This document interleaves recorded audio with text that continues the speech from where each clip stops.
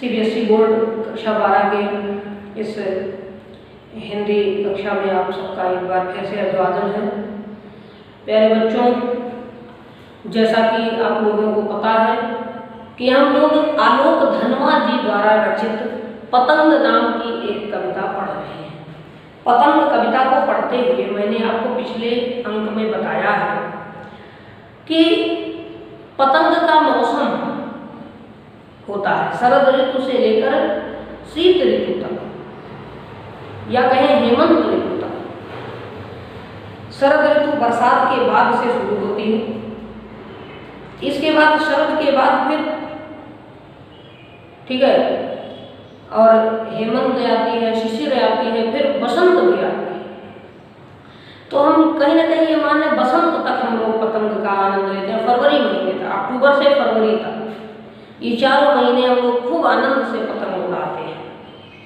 ठीक है, यही समय होता है पतंग का उत्सव। तो पिछले अंक में हमने पढ़ा कि शरद ऋतु का मौसम ऐसा लगता है मौसम ही किसी बच्चे की तरह बुला रहा हो बच्चों को कि आओ और पतंग उड़ाओ। जैसे एक बच्चा मैंने बताया, वो कविता में था कि कोई साइकिल पर बैठा घंटियां बजाते हुए निकला जा रहा है, सबको आवाज दे रहा है, चलो चलो चलो खेलने चलो। ऐसे ही लगता है मौसम खुद ही अपनी हवाओं के माध्यम से, अपने साफ आकाश के माध्यम से, अपने हरे भरे मैदानों खेत खलिहानों के माध्यम से, पेड़ पौधों के माध्यम से मानो बच्चों को बुला रहा है कि आओ पतंग उड़ाओ। और ऐसा होते ही बच्चे निकल पड़ते हैं पतंग उड़ाने। मैंने पूछा था कि जितने लोग पतंग उड़ाते हैं या बचपन में उड़ाई है तो जरूर लिखें, लेकिन किसी ने नहीं लिखा। धिक्कार है तुम लोगों को। फिर आज देखिए, इसमें कवि कहता है कि बच्चे बहुत कोमल होते हैं, सुंदर भाव वाले। छोटा सा बच्चा जा रहा हो, अनायास ही उसको गोद में उठाने मन करता है। वो चाहे जिसका हो, चाहे जैसा भी हो, छोटे बच्चे को, उसके भोलेपन को, उसके सुंदरता को, या उसके बस केवल अनायास ही कुछ ना हो, उसमें कुछ आपको अच्छा ना लगे फिर भी मन करता है लाओ इसको खिला लें, थोड़ा सा बच्चे को खिला। तो कभी कहता है कि जन्म से ही वे अपने साथ लाते हैं कपास। कपास का मतलब होता है रुई। बच्चे जो है, रुई बड़ी कोमल होती है और बच्चों का शरीर भी रुई की तरह बड़ा मुलायम, बड़ा कोमल होता है। जन्म से ही वो अपने साथ कपास लाते हैं, इसका मतलब यही कि वो रुई के जैसी कोमलता लेकर के जन्म लेते हैं। और पृथ्वी घूमती हुई आती है उनके बेचैन पैरों के पास। जब वो बच्चे चलना सीख जाते हैं तो बड़े जल्दी जल्दी बेचैन से होकर, उतावले होकर चलना चाहते हैं। तो ऐसा लगता है मानो धरती भी उनके पैरों को छू लेना चाहते हैं, उनके पैरों के पास आना चाहती है, इसीलिए वो इतने जल्दी जल्दी चल रहे हैं। जब वो दौड़ते हैं बेसुध, छतों को भी नरम बनाते हुए। पतंग उड़ाता हुआ एक छोटा सा बच्चा छत पर दौड़ता है, जमीन पर दौड़ता है। वो भूल जाता है कि जमीन पर कांटे चुभ जाएंगे, छत पर दौड़ेगा, छत इतनी मजबूत है उसके पैरों को चोट आएगी, सब भूल गया। छत भी उसके लिए नरम हो जाती है। कहते हैं छत को भी नरम बनाते हुए, छत भी उस बच्चे को कठोर नहीं लगती, वो उसको भी नरम सा अनुभव करता है कि इसमें तो कुछ है, वो दौड़ रहा है, उसको ध्यान ही नहीं है कि छत क्या और जमीन क्या। कभी कभार छत के किनारे भी पहुंच जाते हैं, दुर्घटनाएं भी हो जाती हैं, उसके बारे में भी कभी कहा है उसने कहा। लेकिन मुख्य क्या है? पतंग उड़ाना। बच्चे का ध्यान कहाँ है? पतंग पर। उसी की डोर में बच्चा भी मन ही मन उड़ रहा है। तो कहते हैं जन्म से ही वे अपने साथ लाते हैं कपास। कपास जैसी, रुई जैसी कोमलता लेकर बच्चे जन्म लेते हैं। पृथ्वी घूमती हुई आती है उनके बेचैन पैरों के पास। जब वो दौड़ते हैं, जल्दी जल्दी चलते हैं, खेलते कूदते हैं, तो लगता मानो धरती भी उनके उन बेचैन हुए, उतावले हुए पैरों के पास आकर रुक जाना चाहती है। धरती की भी इच्छा है कि वो दौड़े। जब वो दौड़ते हैं बेसुध, बेसुध मतलब शुद्ध बुद्ध गंवाए, उन्हें कोई सोचना नहीं है कि छत से गिर जाएंगे, कांटा चुभ जाएगा, गिर पड़ेंगे, कुछ नहीं। बस वो बेसुध से कुछ भी उनको याद नहीं, कोई शुद्ध नहीं कि वो दौड़ रहे हैं पतंग के पीछे, खेल कूद अपने खिलौने के पीछे जा रहे हैं। तो छत को भी नरम बना डालते हैं। ऐसा लगता है कि छत भी उनके लिए मुलायम, रुई के गद्दे जैसी हो गई है, वो उस पर भी दौड़ लगा लेते हैं। कहते हैं दिशाओं को मृदंग की तरह बजाते हुए जब वो दौड़ते हैं तो उनके पैरों के चलने की जो धमक होती है, थप थप की आवाज, वो मृदंग की तरह, किसी नगाड़े की आवाज की तरह जो बड़ी मनोहर लगती है, ढोल की आवाज की तरह बड़ी सुंदर, तबले की तरह सुंदर। मृदंग भी एक बाजा और वाद्ययंत्र ढोल के जैसा, तो मृदंग की आवाज की तरह से उन उनके पैरों के चलने की ध्वनि भी बड़ी सुंदर है। छोटा सा बच्चा जब खेलता दौड़ता है तो मम्मी पापा घर के बड़े लोग खुश होते, भाई बहन भी उसको और बुलाते हैं, आजा, ऐसे करके। तो मृदंग की आवाज से, बड़े मधुर आवाज, संगीत के स्वर उनके पैरों की धमक में ही गूंज पड़ते हैं। और जब वे पेंग मारते हुए चले आते हैं तो डाल की तरह लचीले वेग से, अक्सर डाल की तरह लचीले वेग का कहने का मतलब यह है, आप पेंग शब्द आया है, झूमते चले आते हैं। पेंग, पेंग होता है, आपने झूला देखा, झूले भी होंगे और झूलते भी होंगे। तो जो झूले आप मेले में घूमते हैं वो चरखी के आकार वाले ऊपर से नीचे, ये नहीं पेड़ है, वो झूला जो रस्सियों के सहारे पेड़ की ऐसे शाखाओं से ऐसे बांध दिया जाता है, ठीक है, ऐसे। और जो एक बार इधर जाता है दूसरी बार इधर, आप इसमें जैसे सरल लोग पढ़ते हो ना, तो झूले की जो आने जाने की गति है उसको पेंग कहते हैं। तो बच्चे क्या उसे पेंग की तरह से पतंग उड़ाते हैं, कभी पतंग इधर जाती है कभी उधर, तो बच्चे भी उसको सीधा करने के लिए धागा पकड़े ऐसे ऐसे कभी इधर दौड़ते हैं कभी उधर दौड़ते हैं, वो भी पेंग दे रहे हैं। पेंग, झूले की पेंग की तरह से बच्चे भी उसी में मड़ रहे हैं, किसी झूले की तरह इधर से उधर हो रहे हैं और किसी डाल की तरह लचकदार है। जैसे हवा चलती है तो पेड़ की टहनी इधर से उधर हो रही है, ऐसे बच्चे भी कभी इधर झुकते हैं कभी इधर झुकते हैं, अपनी पतंग के कभी ऊपर देख रहे हैं कभी नीचे धागा खींच रहे हैं, कहीं छूटे ना दबे ना। पतंग में मशगूल है, मस्त है, मशगूल है मतलब मस्त होता है, वो पूरी तरह से लीन है खेलने में, उनको दुनिया की कोई सुध नहीं है। तो कहते हैं जन्म से ही वे अपने साथ लाते हैं कपास, बच्चे पैदा होते हैं कपास जैसी कोमलता को लेकर के। पृथ्वी घूमती रहती है उनके बेचैन पैरों के पास, जब वो जल्दी जल्दी चलते हैं तो लगता है जैसे धरती भी उनके पैरों के साथ साथ चलना चाहती है, घूम रही है, वो चल रहे तभी धरती घूम रही है। फिर जब वो दौड़ते हैं बेसुध छतों को भी नरम बनाते हुए, जब वो बेसुध सब कुछ भूल कर अपने खिलौने के पीछे, पतंग के पीछे दौड़ते हैं तो लगता है घर की छतों पर जब दौड़ते हैं कि ऐसा लगता है छत भी उनके लिए कड़ी नहीं है बल्कि नरम हो गई है, उन्हें सुख मिल रहा है, वो धरती की कठोरता भूल कर दौड़ते हैं।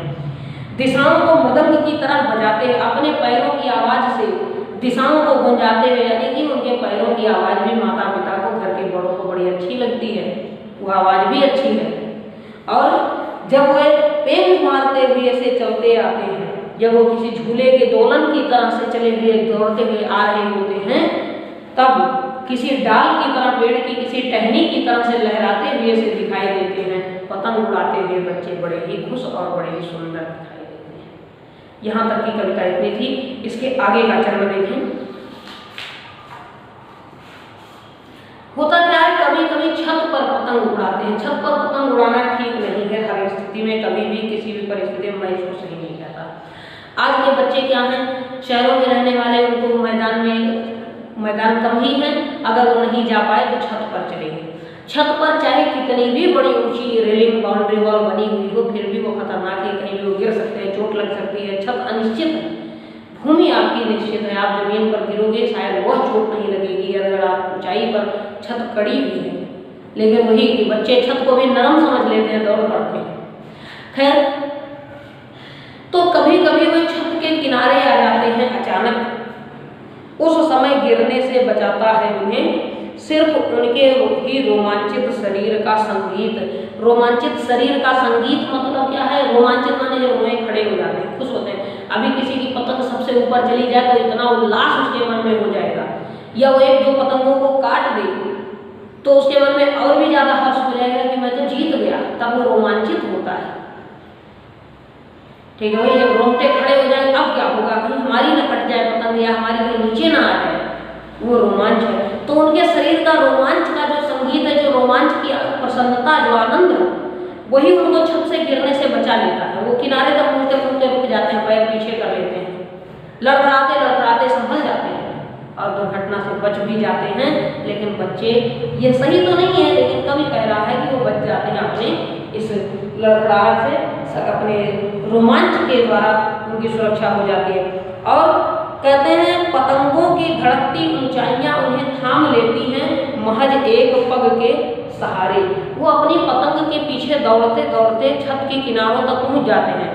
एक पैर आगे बढ़ता ही है लेकिन वो पिछले एक पैर पर संभल जाते हैं, छत के नीचे जाने से बच जाते हैं। गिरने से बच जाते हैं, लड़खड़ाते लड़खड़ाते संभल जाते हैं। उनका एक पैर, उनकी पूरी दृष्टि, पूरा ध्यान उनका पतंग पर है, निगाह उसी पर है, लेकिन फिर भी उसी धड़धड़ाती हुई फड़फड़ाती पतंग की गति में ही उन्हें अपनी गति का आभास हो जाता है और वो रुक जाते हैं, बच जाते हैं। फिर कहते हैं पतंगों के साथ साथ वे भी उड़ रहे होते हैं अपने रंध्रों के सहारे। वही रंध्रों के सहारे में रोम छिद्र, रोए जो है उन्हीं को रोम, जैसे हमारे शरीर जो रोए हैं इनके छिद्रों को रोम छिद्र कहते हैं, इसी को रंध्र कहते हैं। रंध्र माने में छेद होता है, रंध्र का अर्थ ध्यान लगाना रहता है। वो उनका ध्यान पतंग में है, वो अपने उसी ध्यान के सहारे ही बचे रहते हैं, उसी सहारे दौड़ते खेलते हैं। चोट लगती है उसको झाड़ते झूठते धूल साफ करते, कभी कभार गिरते हैं, घुटने वगैरह फूट जाते हैं, खून निकल आए, फिर भी नहीं टेंशन, बच्चे तो खेलेंगे भाई। तो कभी कहता है छत के किनारे तक पहुंचकर भी बच्चे संभल जाते हैं। ध्यान तो पूरा पतंग पर है, लेकिन उसी पतंग की उड़ान में, उसी की गति में उन्हें अपनी गति का आभास होता है। वो एक पैर पर संभल करके दूसरा पैर बचा लेते हैं, क्योंकि उस समय वो भी अपने पतंग के साथ साथ वो भी अपने मन ही मन उड़ान भर रहे हैं, वो भी उसी के साथ हवा में नाच रहे हैं, विहार कर रहे हैं, फिर भी संभल जाते हैं। देखिए कहते हैं अगर कभी वे गिरते हैं छतों के खतरनाक किनारों से, अगर कभी दुर्घटनावश वो छत के किनारे से गिर जाए मान लीजिए और बच जाते हैं, तब मान लीजिए छत से गिरे तो चोट तो आ ही जाती है, फिर भी यदि वो सुरक्षित बच गए, जैसे थोड़ी बहुत खरोच आई सुरक्षित रह गए, तब क्या हुआ था तो और मन बढ़ जाएगा कि छत से गिरे कुछ नहीं हुआ, तो हम और आनंद में रहेंगे। कहते हैं वो छत से गिरकर अगर बच गए तब और भी निडर होकर सुनहले सूरज के सामने आ जाते हैं। अगर छत से गिरने के बाद वो बच्चे बच गए, उनको चोट नहीं आई, या कहीं भी ऊंचाई से गिरकर पतंग उड़ाते हुए किसी गड्ढे में गिर पड़े, कहीं कीचड़ में गिर पड़े, लेकिन अगर वो बाद में ठीक ठाक है, उनको चोट नहीं आई, सुरक्षित है, या घर वालों से डांट फटकार मारपीट नहीं हुई, तो और भी निडर हो जाते हैं कि अरे चलो थोड़ा सा कीचड़ लग जाएगा तो मम्मी डांटेगी नहीं, थोड़ा बहुत गिरेंगे तो चोट का कोई मतलब, इतने चोट तो लगी है, हम निडर हो जाते हैं और सुनहले सूरज के सामने आ जाते हैं। सुनहला सूरज कब होता है? जब उगता हुआ होता है, यानी सूरज के निकलते, दिन के निकलते वो पतंग लेकर मैदान में हाजिर, छतों पर हाजिर, पतंग उड़ाएंगे दिन भर, जब पकड़ के कान मम्मी लोग लाएंगे चल खाना खाने तब चलते हैं। तो कहते हैं वो अगर छतों के खतरनाक किनारों पर आकर गिर भी जाए और बच गए तो और भी निडर होकर सुनहले सूरज के सामने आते हैं, तो और निडर होकर सूर्य के सामने, उगते हुए सूरज के सामने आते हैं, दिन निकलते ही पतंग उड़ाने आ जाते हैं और पृथ्वी और भी तेज घूमती हुई आती है उनके बेचैन पैरों के पास, तब उनकी गति जो है वो और बढ़ भी जाती है, क्योंकि निडर में डर तो है नहीं। तो जो छत पर पहले डर डर के पतंग उड़ा रहे थे कि कहीं गिर न जाए, एक बार गिरे चोट नहीं लगी तो निडर हो गए कि दोबारा गिरेंगे तब भी नहीं लगी, अरे एक बार गिरे घुटने तो फूटा था, निडर हो गए और तेज तेज चलने लगे और जोर जोर से उड़ाने लगे, तो लगता है धरती और जोर से उनके साथ साथ चल रही है, धरती को भी पूरे रौंदते हुए अपने साथ घुमाए ले जा रहे हैं। तात्पर्य है कि शरद ऋतु से लेकर वसंत ऋतु तक का मौसम, प्राय यहाँ शरद की ही बात की गई, शरद ऋतु का मौसम में बच्चे पतंग उड़ाना शुरू करते हैं तो उनमें उल्लास होता है। एक समय ऐसा आता है जैसे कि बसंत तक उड़ाया जाता है, लेकिन बसंत आने तक क्या होता है, बीच में ठंडी बहुत ज़्यादा पड़ जाती है तो बच्चे सुस्त हो जाते हैं, घर वाले बाहर निकलने में नहीं देते, दबाव बना लेते हैं। लेकिन शरद के समय, शरद ऋतु में क्या होता है, सब मौसम साफ, खेत खलिहान साफ, बिल्कुल निश्चिंत, जाओ खेलो, बरसात खत्म, कीचड़ सूख चुकी है, कहीं कभार रह गई है कहीं कहीं, तो कोई दिक्कत नहीं, वो पतंग उड़ा रहे हैं, वह आनंद नए, क्योंकि साल में पहली बार जब पतंग हाथ में आएगा तो उसका उल्लास भी बड़ा अद्भुत होगा। जैसे जब गर्मी की छुट्टी शुरू होती है तो बड़ा हर्ष होता है, लेकिन छुट्टियां बीतते बीतते मन उबने लगता है, भले ही फिर ये मन ना कहे कि स्कूल लौट के जाना पड़े, लेकिन मन उबने लगता है। कभी कभार क्या होता है, एक मात्र संडे के दिन में ही तबाह हो जाते हैं, मन करता है इससे अच्छा स्कूल हो गया। अभी वर्तमान की देख लीजिए, सब के सब उब रहे हैं कितना जल्दी घर से बाहर निकले, लेकिन व्यवस्था नहीं जाएंगे और डर कि जाएंगे तो पकड़ लेगा कोरोना वाला भूत बाहर बैठा है। खैर इसको छोड़िए, यहीं तक आपकी यह कविता थी, तो बस इतना ही कि बच्चे जन्म लिए तो कपास जैसी नरमी के साथ अपनी गति से छतों की कड़ी जमीन को भी नरम बनाते हुए सारे दुनिया के ध्यान से अपना ध्यान हटाए, शुद्ध बुद्ध गंवाए, पतंग के पीछे, खिलौने के पीछे दौड़ते हैं बच्चे। शरद ऋतु आने पर बच्चे पतंग उड़ाते हैं, छतों के किनारों पर आ जाते हैं। कभी कभार दुर्घटना होते होते बच जाती है, एक पैर नीचे चला जाता है, एक पैर पर टिक जाते हैं, गिरते गिरते बच जाते हैं। मन ही मन उसी पतंग के साथ उड़ रहे होते हैं। कभी कभार जब छतों से गिर भी जाए, किसी ऊंची जगह से गिर जाए, चोट वगैरह आ भी जाए, तब भी अगर सुरक्षित रह गए तो और निडर होकर और भी तेज दौड़ दौड़ कर और भी ज़्यादा खेलने में उनका मन लग जाता है। यही इस कविता में था, इतना ही। आगे इस कविता में जो प्रश्नोत्तर आपके दिए गए हैं उस पर हम लोग कल चर्चा करेंगे। प्रश्नोत्तर आपके कल हो जाए, फिर अगला पाठ शुरू करते हैं। तब तक इतने को आप पढ़िए, और जहाँ भी जो भी समस्या होगी तो नंबर आप मेरा जानते हैं, या फिर कमेंट के माध्यम से मुझे सूचित जरूर कीजिए। नोट्स में आप लोग इसके भावार्थ को लिख दें।